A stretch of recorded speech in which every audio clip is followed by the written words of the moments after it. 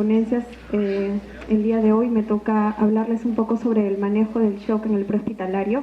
La verdad es que no hay mucha estadística con respecto a este tema en nuestro país, ni un protocolo establecido. Generalmente nos guiamos de los protocolos de los países europeos o de los Estados Unidos, ¿no? Entonces, cabe mencionar que según la OMS, al año se producen aproximadamente más de 5 millones de muertes por causa de trauma. Y esta cifra se hace similar si es que la juntamos con diversas patologías, ¿no? Como por ejemplo muertes por VIH-Sida o malaria o TBC. El conjunto, la cifra de este porcentaje de muertes llega a ser similar a los 5 millones que se producen al año por trauma específicamente. En Colombia en el 2010 hicieron un estudio en el cual consideraron al trauma como su segunda causa de muerte en ese año, estadísticamente, ¿no? Todo esto implica un costo anual. En los Estados Unidos este costo cada año se hace más exorbitante y llega aproximadamente a los 5.000 millones de dólares por año. Se considera entonces que esta patología aumenta de forma logarítmica, ¿no? Se está considerando que va a ser en el 2020 que se va a estar dentro del 20% de los problemas médicos en el mundo. Todo esto, de acuerdo a los estudios que se han venido haciendo, dentro de lo que respecta a shock, dentro de los tipos de shock, el que más se produce en el prehospitalario o el que más vemos es el shock tipo hipovolémico, ¿no? Que lo voy a recalcar a posteriori. Entonces, en los estudios que se han hecho con respecto a hemorragias, tanto sea en flujo, cantidad o porcentaje, es que explica que el 40% de estos casos está dado por hemorragia. De allí también la definición de la hora de oro en trauma, que en el prehospitalario debe hacerse una valoración primaria en los 10 primeros minutos de llegado a la escena. Entonces, recordando un poco de todo lo que hemos venido hablando, tenemos que considerar que shock está definido dentro de, o forma parte de un síndrome, ¿no? Y está definido como una perfusión tisular inadecuada. Esto quiere decir que la célula va a ser incapaz de poder mantener de alguna manera su función y estructura en el organismo. Tenemos que recordar que shock no es sinónimo de hipotensión arterial. Incluso podemos tener una presión arterial normal y puede presentar este paciente signos de hipoperfusión. Bueno, como ya hemos venido escuchando el día de ayer y hoy, ¿no? Dentro de la clasificación de los tipos de shock, por recordarlo, son 4, se clasifican en 4 grupos. El hipovolémico, ¿no? Dentro del que está el hemorrágico y que representa el 40% en el prehospitalario de las causas de muerte, y el no hemorrágico. El distributivo, conocido también como vasogénico, y en ellos, como ya lo mencionó hoy el doctor Taipe temprano, existen dentro de él varios tipos, ¿no? El neurogénico, el séptico, el anafiláctico, incluso mencionó también el shock por causa endocrina, incluso por hipotermia y por hipertermia maligna. Dentro del cardiogénico, a la cabeza, la primera causa, el infarto agudo de miocardio, las arritmias, las contusiones miocárdicas. Incluso aquí también podemos mencionar si es que hubiera ruptura a nivel valvular. Dentro del obstructivo, lo que implica la embolia pulmonar, el taponamiento cardíaco, el neumotórax a tensión. Entonces, como ya lo mencioné, dentro del prehospitalario lo que más vamos a ver o con lo que nos vamos a enfrentar es con el shock de tipo hipovolémico. Y dentro del shock hipovolémico, el hemorrágico, ¿no? Aquí tenemos la clasificación del shock según la cantidad de sangrado en 4 clases, donde vamos a ver la pérdida en volumen, el porcentaje, y dentro de los signos que vamos a encontrar en el paciente, la frecuencia cardíaca, la tensión arterial, frecuencia respiratoria, su estado mental y gasto urinario. Vamos a considerar que dentro de la clase 1 y 2, la terapia que se va a brindar en este tipo de pacientes es el uso de cristaloides, mientras que en la clase 3 y 4, cristaloides y sangre, ¿no? Luego vamos a explicar eso.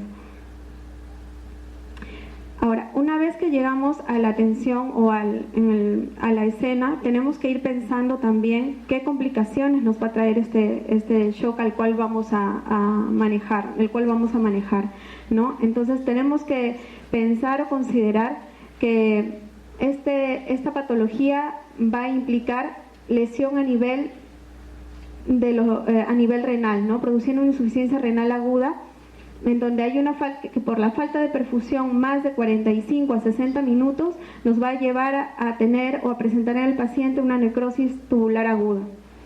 Con respecto al sistema respiratorio, se va a presentar como un síndrome de distrés respiratorio agudo, el cual alcanza hasta un 40% de mortalidad en esta complicación, y de aquellos pacientes que llegan a sobrevivir, en su gran mayoría tienden a presentar o a necesitar de un apoyo ventilatorio, ¿no? El cual hace que la estancia ya en el hospital sea mucho más larga y que esto traiga en sí más complicaciones para el paciente.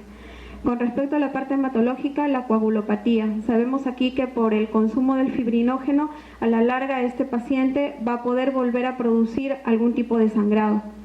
Con respecto a las complicaciones hepáticas, se van a presentar mediante una hipoglicemia, acidosis láctica o incluso ictericia.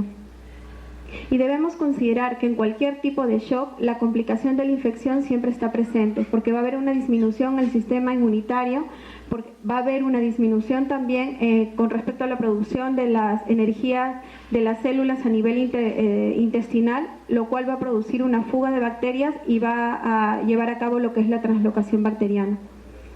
Y por último, un fracaso multiorgánico. Consideramos ya que la mortalidad de por sí en un paciente con fracaso multiorgánico es alto, pero se establece que cuando ya se ven afectos 4 órganos, la mortalidad puede llegar incluso hasta el 100%. Entonces, una vez que lleguemos a la escena y nos encontremos con el paciente, lo que vamos a tener que ver primero es lo del cuadro clínico, considerando y recordando que no toda hipotensión va a ser considerada, ¿no? O que todo shock se va a presentar solo por hipotensión arterial, sino que vamos a tener que tener en cuenta los signos de hipoperfusión tisular, entre ellos pues la cianosis, la frialdad distal, la palidez, sudoración, un llenado capilar mayor de 2 segundos, el trastorno de conciencia del paciente, oliguria, ¿no? Considerando un flujo menor de 0.5 mililitros kilogramo hora, ¿no? La taquipnia, la hipotermia, la bradicardia. Incluso ya si encontramos a un paciente con bradicardia, debemos estar sospechando ya de que puede haber quizás un shock de tipo neurogénico, ¿no? No vayamos tampoco con la idea en que el prehospitalario es exclusivamente el shock hemorrágico, ¿no? Pueden presentarse cualquier tipo de shock, pero todos los que se han descrito, en su gran mayoría, son de tipo hemorrágico. Entonces, una vez que lleguemos a hacer la valoración, como ya lo mencionaba, si la valoración no sugiere una hemorragia, entonces tenemos que buscar cuál es la causa de shock en ese paciente y debemos valorar los otros tipos, ¿no? El obstructivo, el distributivo o el cardiogénico. En este caso doy 2 ejemplos de lo que es qué sospechar de un shock obstructivo, ¿no? El taponamiento cardíaco, cuando lleguemos y vemos al paciente con presencia de venas cervicales distendidas, pues ya vamos a poder valorar o diagnosticar de alguna manera que estamos frente a un shock de tipo obstructivo. Igual con el neumotórax a tensión, ¿no? Si a la exploración los ruidos respiratorios están disminuidos o quizás hay desviación de la tráquea, pues también estamos frente a un tipo de shock obstructivo. Y en este caso, nuestra atención primaria en el prehospitalario pues será poder colocar un catéter, una bránula, ¿no? A nivel del segundo espacio intercostal, línea media clavicular, ¿no? Con respecto al shock neurogénico, pues encontraremos con un antecedente de traumatismo medular y un paciente con bradicardia o incluso con extremidades frías. Con respecto a la valoración primaria, lo primero que tenemos que asegurar es nuestra escena, ¿no? Entonces, antes de empezar la valoración en el paciente, debemos considerar 3 puntos que menciono aquí, que es seguridad, situación y recursos. Hablo de seguridad tanto con respecto al paciente como al personal que acude a atender la emergencia. Con respecto a la situación, ver cómo es que sucedió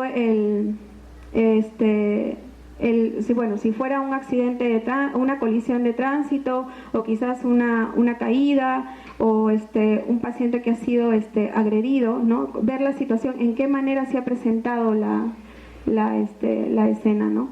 Con respecto a los recursos, si es que va a ser necesario que nosotros llamemos a una central o que pidamos ayuda a otro tipo de instituciones, ¿no? Cruz Roja, bomberos.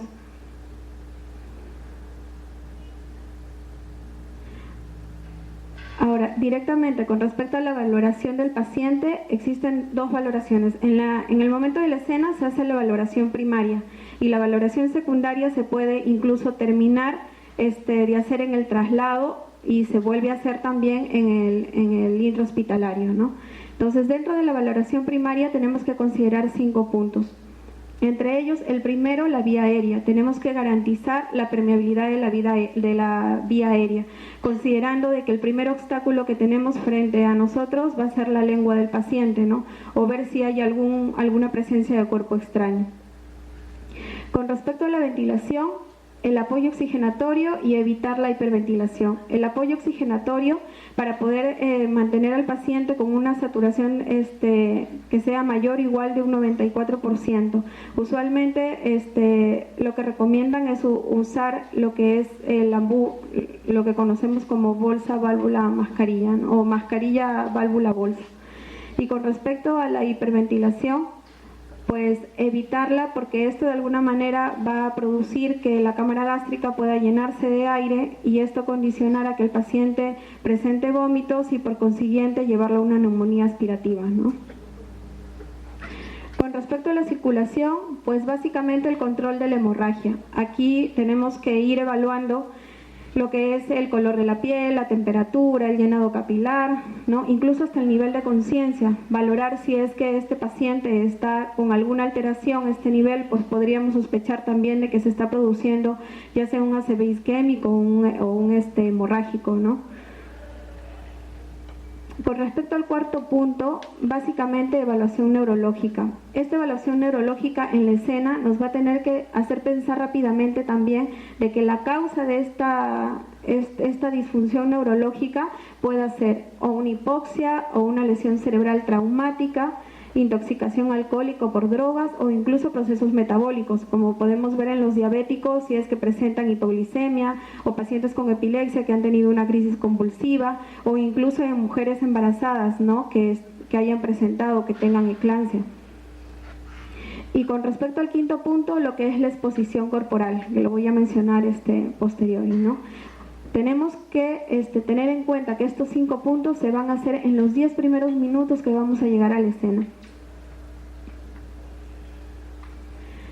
Con respecto a la exposición corporal, pues si el paciente se encontrara como está aquí en la imagen, hay una manera de poder desvestir o de alguna manera exponer al paciente, ¿no? El cual se va a hacer, pues como vemos aquí también en la figura, con una tijera especial que tenga punta roma.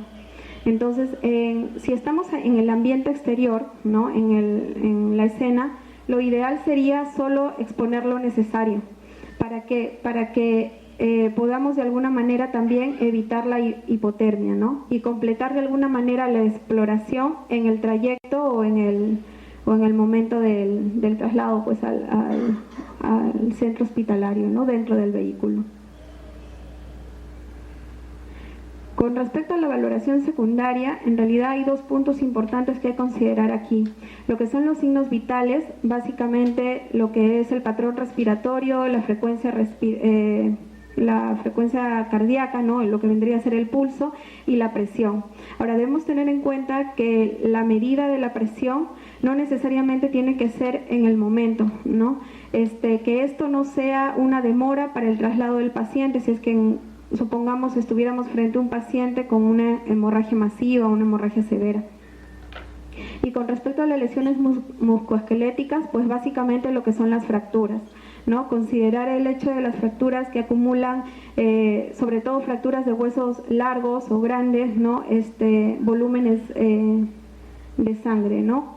Como vemos aquí en este cuadro, pues con respecto a cada tipo de fractura estaba una valoración aproximada de la cantidad de sangre que podemos perder, ¿no? Entre ellas, pues la de mayor hemorragia masiva que pueden producir son las fracturas de fémur o de pelvis, ¿no? Que incluso puede llegar a la de fémur hasta 2 litros, ¿no? Con respecto a los objetivos del manejo del shock en el prehospitalario, tenemos 4 puntos importantes que considerar.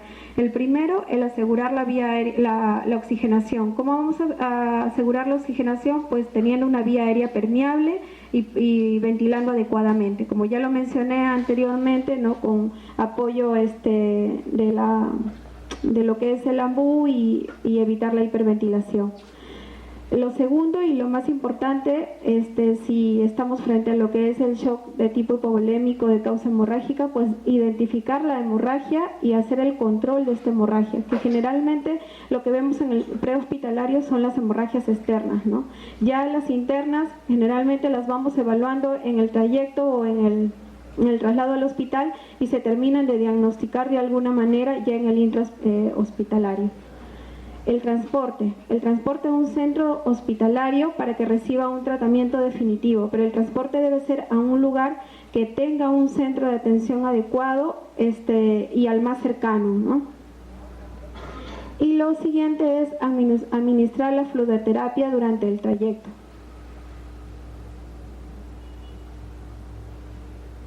Con respecto al control de la hemorragia, existen 3 puntos que mencionar. El primero y el más importante es la presión directa manual. Es lo que recomiendan en todos los protocolos de atención prehospitalaria, ¿no? Esto se puede hacer ya sea con apósitos, compresas o vendajes. Ahora, el uso del torniquete estuvo en un tiempo, por decirlo así, no se utilizaba, ¿no? ¿Por qué? Porque se describió de que producía después de un tiempo complicaciones, pero luego en lo que es las escuelas militares, ¿no? o en las guerrillas llegaron a demostrar que si el torniquete estaba bien colocado y que si tenía un tiempo entre 120 a 150 minutos, podía ser considerado como una segunda medida si es que la presión directa manual no era suficiente para poder contener o controlar la hemorragia. Y lo otro que se describe son los agentes hemostáticos tópicos, ¿no? Que pueden presentarse en forma de polvo o de gasa y que estos se colocan previo a lo que es la presión directa. Pero hay que considerar que este tipo de agentes hemostáticos también puede tener complicaciones porque en algunos puede producir algún tipo de alergia o incluso producir hasta quemaduras en la zona donde están colocados, ¿no? Con respecto a la fluidoterapia, lo ideal sería hacerlo en el trayecto, a menos que si este paciente se encuentre dentro del vehículo y esté en la extricación, pues se debe colocar en ese momento, intentar colocar en ese momento una vía periférica, ¿no? Se deben colocar 2 vías periféricas, una en cada brazo, y el calibre de este catéter o ABOCA debe estar entre 14 a 16 Hens, ¿no? Y generalmente lo que se solicita es colocarlo en el antebrazo, aunque también lo pueden colocar en el dorso de la mano o incluso en flexura, pero es lo que reportan en su mayoría es utilizar el antebrazo, ¿no?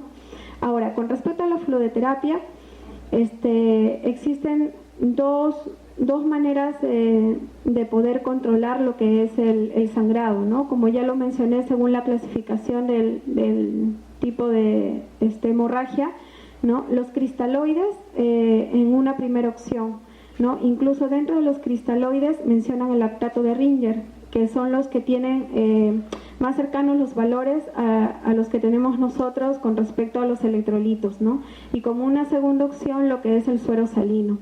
Esto lo reportan administrarlo a 30 cc por kilo de peso, ¿no? O incluso dicen 1 a 2 litros en la primera hora. Esto va a depender también del tipo de patología, ¿no? Porque como ya mencionaba lo mencionó incluso el doctor Zúñiga en lo que es shock hemorrágico, no está indicado hacer una fluidoterapia exhaustiva, ¿no? o intensa, porque esto puede conllevarlo a posteriori a que el paciente vuelva a presentar un nuevo sangrado. Y con respecto a los hemoderivados, pues se describe que por cada 100 mililitros de sangre perdido debería reponerse 300 mililitros de cristaloides. El problema es que en el prehospitalario, por el mismo hecho de no tener las medidas adecuadas para poder mantener a temperatura estos hemoderivados, no son muy utilizados, ¿no? Generalmente solo utilizan lo que son cristaloides.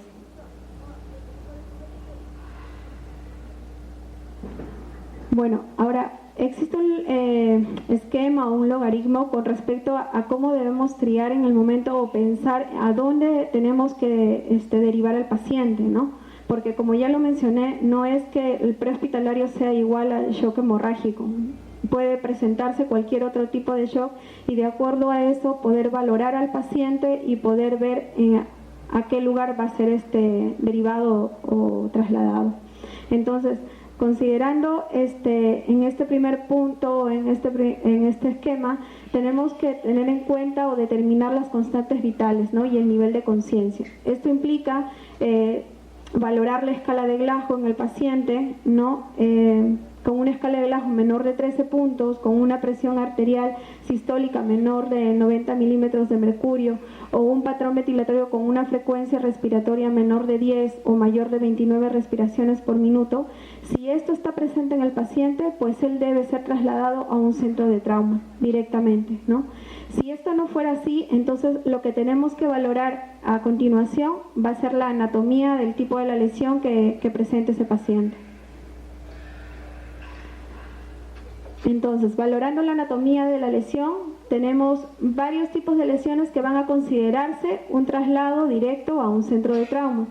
Entre ellas están todas las lesiones que sean penetrantes en cabeza, tórax y extremidades, un tórax flotante o con deformidad, 2 o más fracturas de huesos largos prominentes, hablo de pelvis y de fémur, lesiones por aplastamiento con pérdida de sustancia, amputaciones proximales ya sea de tobillo o de muñeca, fracturas pélvicas, fracturas con hundimiento o fracturas con cráneo abierto y algún tipo de parálisis, ¿no?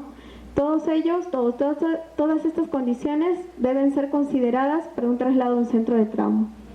De lo contrario, si esto no fuera así, entonces lo que nos queda evaluar va a ser el mecanismo de la lesión y el impacto de la energía. Dentro de este mecanismo de lesión existen 4 grupos, ¿no? Lo que son las caídas, la colisión entre vehículos, entre un vehículo y un peatón y un choque en motocicleta. Con respecto a las caídas, considerar en adultos más de 7 metros y en niños más de 3 metros y medio, ¿no? De altura. Con respecto a la colisión entre vehículos de alto riesgo, pues se deben considerar aquellos con instrucción incluida el techo del vehículo o del auto que tenga una medida mayor de 30 centímetros, ¿no? En el lado del ocupante, en el lado del conductor, y si fuera en el lado del copiloto, este debe ser mayor de 45 centímetros. El que sea una expulsión parcial o completa del vehículo, muerte en la misma cabina del pasajero, ¿no? Y los datos de la telemetría del vehículo que sean compatibles con una lesión de alto riesgo, ¿no? Aquí más que todo la velocidad a la que va el vehículo, ¿no? El choque entre vehículo y peatón o ciclista que sea atropellado o propulsado con un golpe importante está considerado con una velocidad mayor de 40 kilómetros por hora. Lo mismo que en el choque en motocicleta a una velocidad mayor de 40 kilómetros por hora. Entonces cabe mencionar que si alguna de estos ítems se presentan en la evaluación, este paciente también debe ser considerado traslado a un centro de trauma. De lo contrario, lo que queda es valorar ya consideraciones especiales. A esto se refiere población, pacientes añosos, niños o mujeres embarazadas, ¿no? Entonces, lo tenemos aquí, pacientes especiales o consideraciones. Con respecto a pacientes añosos, pues va a ser mayor el riesgo en aquellos pacientes que tengan más de 55 años, ¿no? O un riesgo o muerte mayor a 55 años. Con una presión arterial sistólica menor de 110 milímetros de mercurio, frente a esto yo ya debo estar sospechando de shock y mucho más si es que lo veo, perdón, aquí es 65 años, ¿no? Y el mecanismo de bajo impacto, ver qué tipo de mecanismo ha sido el daño que se ha producido en el paciente, ¿no? Con respecto a los niños, usualmente lo que se hace es derivar a un centro de trauma infantil. Con respecto a pacientes que tengan algún trastorno de coagulación o algún trastorno hemorrágico, sobre todo en pacientes con traumatismo encefalocraniano con alto riesgo de deterioro y que hayan a una velocidad mayor de 40 kilómetros por hora, también deben ir directamente a un centro de atención de trauma. Con respecto a quemaduras, pacientes que presenten quemaduras pero sin ningún signo o mecanismo de trauma, tiene que ir directamente al centro de quemados. De lo contrario, si hay quemaduras más algún mecanismo de trauma evidente, tiene que ir a un centro de trauma. En el embarazo, sobre todo gestantes mayores de 20 semanas, ¿no? Debemos considerar también en las pacientes gestantes de que de por sí aumenta en ellas el volumen intravascular, ¿no? Considerar cómo es que se debe manejar a este tipo de pacientes en el traslado, ¿no? La posición y qué es lo que se debe valorar en ellas. En primer lugar, el más afectado va a ser el feto, ¿no? Y bueno, la valoración propia del criterio del profesional. Entonces, todos estos ítems, si están valorados en el momento de la escena y son positivos, pues deberían ser trasladados también a un centro de trauma. De lo contrario, lo otro va a ser seguir el protocolo. ¿A qué me refiero con esto? A que si de repente es un traumatismo encefalocraniano, pues se va a seguir el protocolo con respecto básicamente a trauma, ¿no? Y bueno, por último, lo que respecta a transporte. El transporte, nos hacemos tres grandes preguntas con respecto al transporte, ¿no? ¿Dónde va a ser trasladado el paciente? En esta pregunta vamos a tener que considerar la distancia y el tiempo de traslado, ¿no? Así como su complejidad. Si bien sabemos, no tenemos un centro de trauma especializado aquí, ¿no? Generalmente son los hospitales de cuarto nivel los que van a recibir a este tipo de pacientes. Con respecto a cómo o con qué lo traslado, si es en una ambulancia o en un transporte aéreo, ¿no? Esto va a depender también de la gravedad y de la distancia a donde tenga que referir el paciente al centro hospitalario. Con respecto al transporte aéreo, debemos considerar algunas cosas. Si de repente el paciente pues va intubado considerar que el CAF, por ejemplo, no debe ser llenado de aire sino de agua, o que si de repente va con algún tipo de fluidos, estos deben ser en plástico, no en vidrio, ¿no? O si el paciente que vamos a trasladar tiene un neumotórax, pues el neumotórax va a tener que ser drenado antes de que este paciente sea trasladado. Y durante el traslado, ¿qué es lo que voy a hacer con el paciente o qué es lo que se va a hacer? Pues hacer o continuar el monitoreo de los signos vitales, y aquí viene la importancia de por qué tener en mente las complicaciones del shock, porque es mientras el traslado que vamos a tener que monitorizar justamente todas esas disfunciones que se van a poder presentar en el paciente, ¿no? Y lo otro es la reevaluación. Y eso es todo.